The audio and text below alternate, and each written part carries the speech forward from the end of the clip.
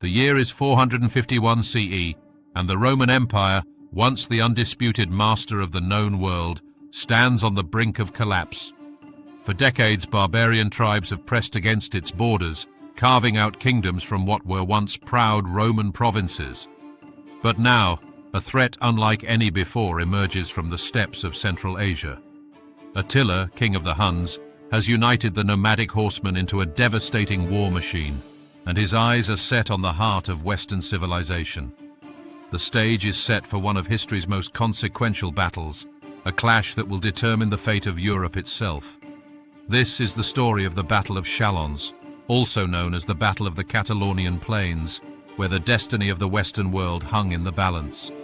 To understand the magnitude of this confrontation, we must first understand the man who brought it about.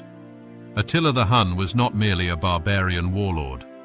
He was a brilliant strategist, a cunning diplomat, and a leader who commanded absolute loyalty from his warriors. The Huns themselves were a nomadic people who had migrated westward from the Asian steppes, pushing other tribes before them like a human avalanche. Their military prowess was legendary.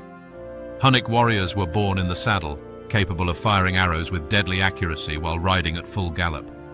They used composite bows that could pierce armor at distances that left their enemies defenseless.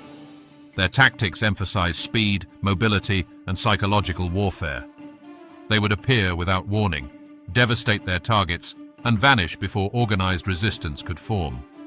By the time Attila came to power, sharing rule initially with his brother Bleda before having him murdered, the Huns had already established dominance over a vast territory stretching from the steppes of Russia to the borders of the Roman Empire. Attila extracted enormous tributes from the Eastern Roman Empire based in Constantinople, essentially turning the proud Romans into vassals who paid protection money to avoid destruction. But Attila's ambitions extended far beyond mere tribute. He wanted conquest, glory, and perhaps most importantly, the validation that came from humbling the greatest civilization the world had known. The immediate cause of Attila's invasion of Gaul, modern-day France, involved a bizarre romantic and political entanglement. Honoria, sister of the Western Roman Emperor Valentinian III, had been caught in a scandal involving an affair with her chamberlain. As punishment, she was betrothed to a Roman senator, a marriage that would strip her of her imperial status and political influence. In desperation, Honoria sent a ring to Attila, along with a plea for help. Attila, seeing an opportunity, claimed that Honoria had proposed marriage to him and that her dowry should be half of the Western Roman Empire. When Valentinian refused, Attila had his pretext for invasion.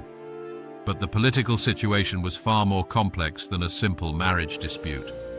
The Western Roman Empire in 451 was a shadow of its former self. Real power lay not with the emperor, but with his military commander, Flavius Aetius, a Roman general who had spent time as a hostage among the Huns in his youth and understood their ways intimately. Aetius had actually used Hunnic mercenaries in his own campaigns, including against other barbarian tribes and even against rival Roman factions. He had maintained a working relationship with Attila for years, but now his former allies were coming not as mercenaries, but as conquerors. In the spring of 451, Attila crossed the Rhine with an army that ancient sources claim numbered in the hundreds of thousands, though modern historians suggest a more realistic figure of perhaps 50 to 70,000 warriors.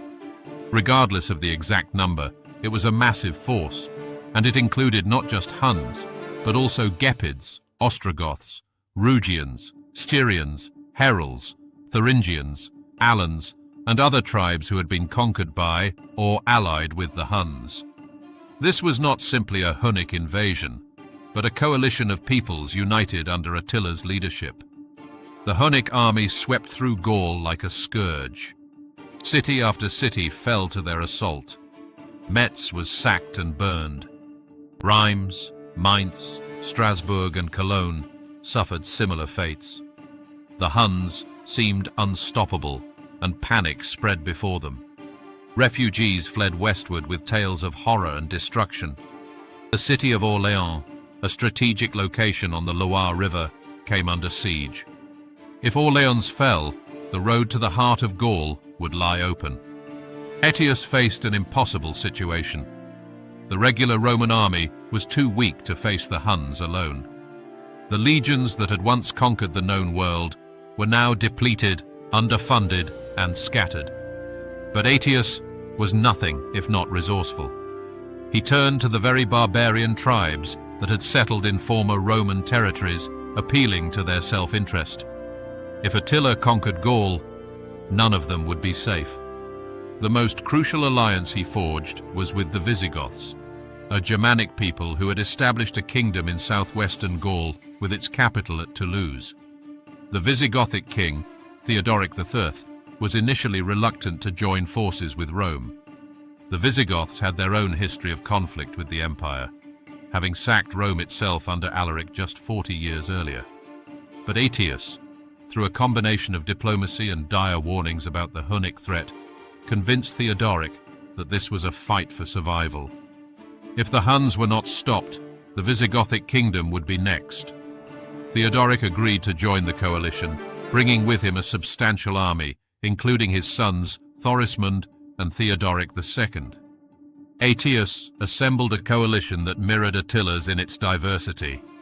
Alongside the remaining Roman forces and the Visigoths, he gathered Franks, Burgundians, Saxons, Alans under their king Sangiban and other tribes.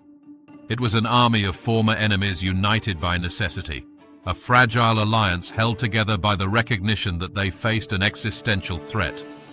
The relief of Orleans marked a turning point. Aetius and his coalition arrived just as the city was on the verge of falling. The Huns, not expecting such a rapid response, withdrew from the siege. Attila, recognizing that he now faced a significant opposing force rather than scattered resistance, began a strategic retreat eastward, looking for favorable ground to give battle. He would not flee from Gaul without a fight, but he would choose where that fight would take place. The two armies converged on the Catalonian plains, near the city of Troyes, in what is now the Champagne region of France. The exact location of the battlefield remains debated by historians, but ancient sources place it somewhere in this broad plain. Both commanders understood that this would be a decisive engagement. Attila, according to legend, consulted his shamans, who read omens in the bones and entrails of sacrificed animals. The prophecy was ominous.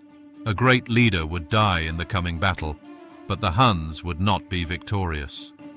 Attila chose to fight anyway, perhaps believing the prophecy referred to an enemy leader, or perhaps simply because retreat without battle would shatter his reputation for invincibility.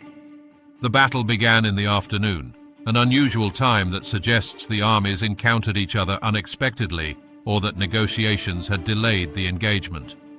The center of Attila's line was held by his Hunnic cavalry, his most reliable and devastating troops. On his wings he placed his Germanic allies, including the Ostrogoths under their king Valamir. Attila himself took position with his household troops, ready to exploit any breakthrough. Aetius arranged his forces with equal care. He placed the Visigoths under Theodoric on the right wing, the most prestigious position in ancient warfare. He himself commanded the left wing with his Roman forces and Frankish allies. In the center, he placed the Alans under Sangiban, whose loyalty he doubted.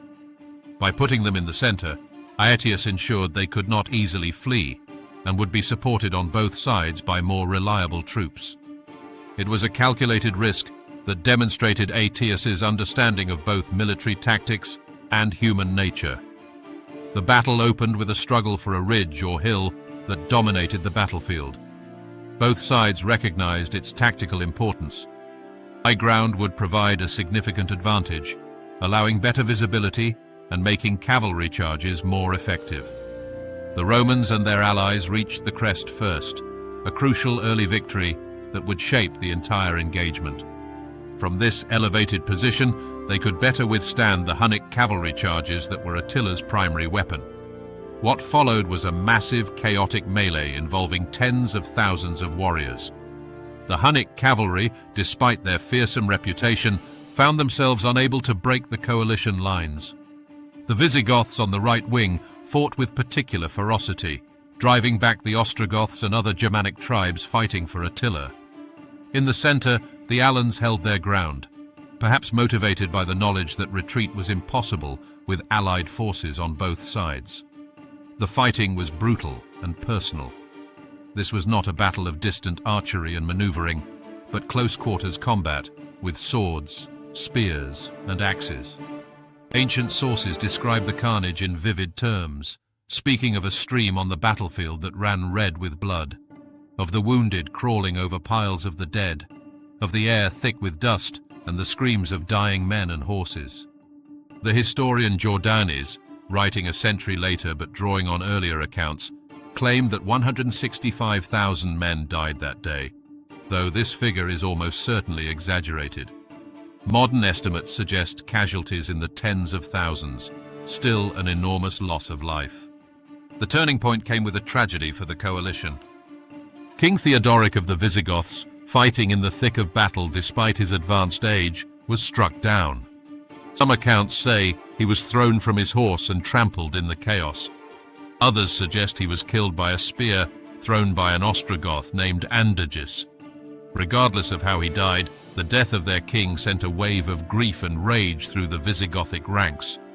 Rather than breaking their morale, it transformed them into an unstoppable force. Led by Theodoric's son Thorismund, the Visigoths launched a devastating assault that broke through the Hunnic lines and threatened Attila's position. As darkness fell, the battle reached its climax. The Huns and their allies were driven back to their camp, a circular fortification of wagons that served as both a defensive position and a mobile base. Attila himself was nearly captured or killed in the fighting. He prepared for a last stand, ordering a funeral pyre built from saddles so that if the camp was overrun, he could throw himself into the flames rather than be taken alive. It was a dramatic gesture that revealed both his desperation and his determination to maintain his legendary status even in death. But the final assault never came. As night descended on the battlefield, the coalition forces pulled back to assess their situation and tend to their wounded. The death of Theodoric had created confusion in the command structure. Thorismund was proclaimed the new Visigothic king on the battlefield, but his position was not yet secure. Meanwhile, Aetius faced his own calculations. He had stopped Attila, but what would happen if the Huns were completely destroyed?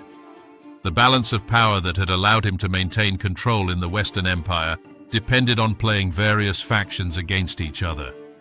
A total victory might make the Visigoths too powerful, or it might leave him without the option of using Hunnic mercenaries in future conflicts.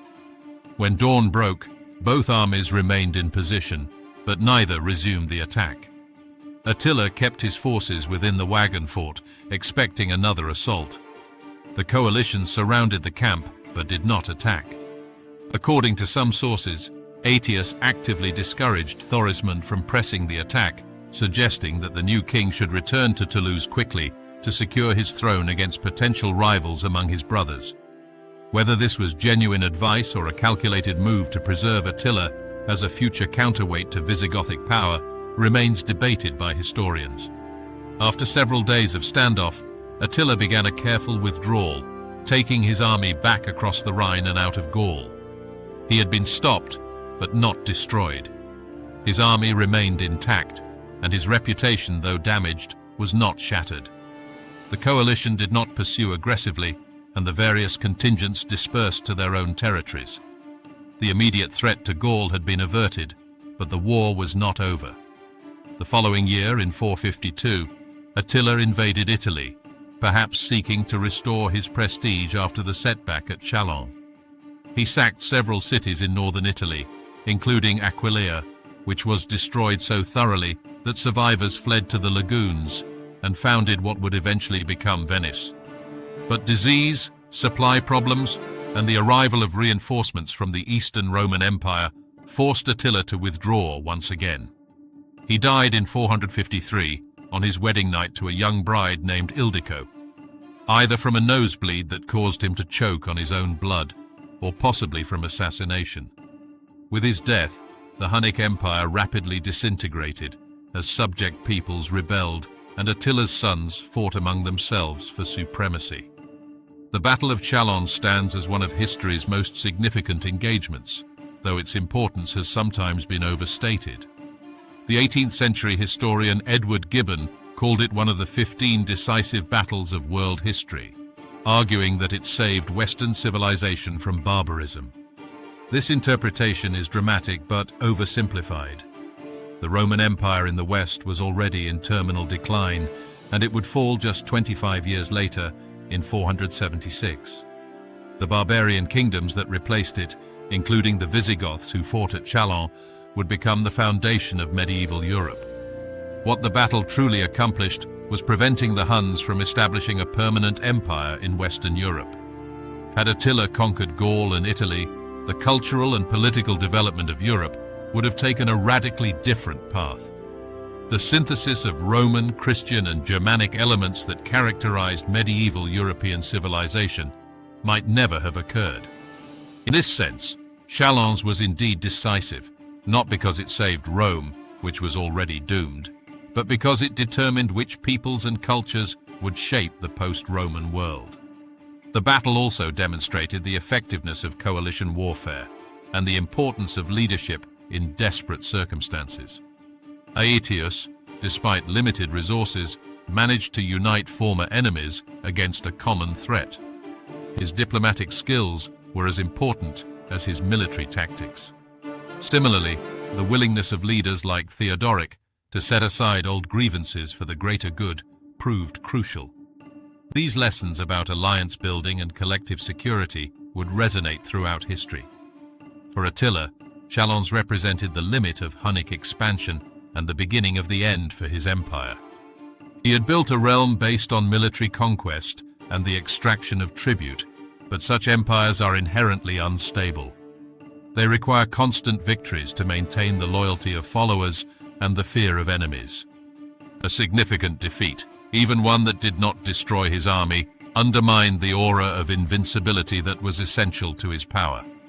When he died just 2 years later, there was no institutional structure to hold the empire together, and it collapsed almost immediately. The Battle of Chalons reminds us that history's great turning points often emerge from complex combinations of personal ambition, political calculation, cultural conflict, and sheer chance. A rejected marriage proposal, the diplomatic skills of a Roman general, the courage of a Visigothic king, and the determination of diverse peoples to resist conquest all played their parts. The battle was not a simple clash between civilization and barbarism, as it was sometimes portrayed in older histories, but rather a conflict between different visions of power and different ways of organizing society, fought by armies that were themselves multicultural coalitions. Today, the Catalonian plains are peaceful farmland, with little to mark the site where so many died and where the course of European history was altered. But the echoes of that June day in 451 CE still resonate. The battle stands as a testament to the contingency of history, to the reality that outcomes we take for granted were once uncertain, decided by the courage and choices of individuals whose names have largely been forgotten. It reminds us that civilizations are fragile, that their survival often depends on unlikely alliances and desperate gambles, and that the world we inhabit is the product of countless such moments when everything hung in the balance.